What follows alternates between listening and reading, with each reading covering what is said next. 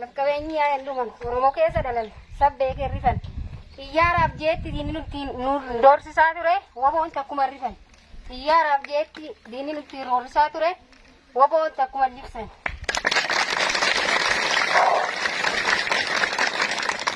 Waboon maqaa keenya salphaatti hin dhufne.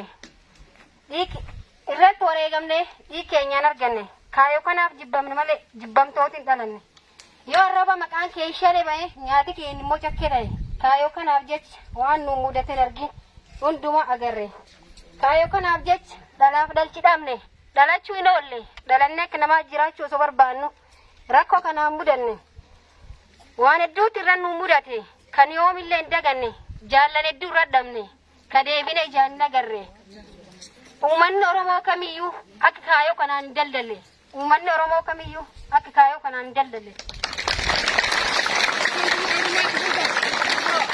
Wanti jaalan dhiigaan tattaraan galmaan ni geenne. Beela dheebuuf hin jilbiifannu. Wantu gantuuf gurra laannu. Gumaa goota kennaan ni baamna. Gumaa barataa kennaan ni baamna. Gumaa daldalaa kennaan ni baamna. Gumaa Oromoo ni baamna. Beela dheebuuf hin jilbiifannu.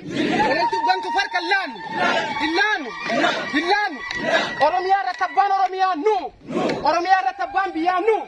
Oromiyaan tokko. Addaan baanu. Waliin qoonnu. Injifannoo kan uummata Oromoo.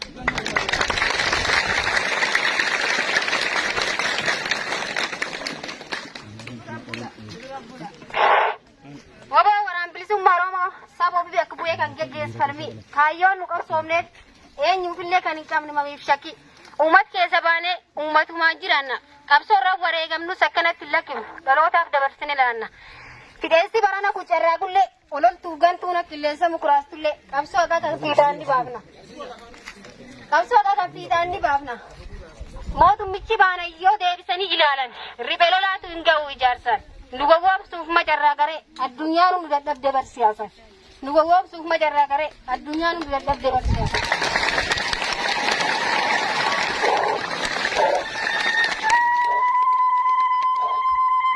Beekumsi gaa qabnee barnoota ircaalaan keenya maastarii digiriif diblooma kanaan beekamne kan dhuunfaa keenya nu fayyadu dhiifne uummata bal'aaf jechuuf keenya miidhamne uffata bareedaa hin beeknu jijjiiranne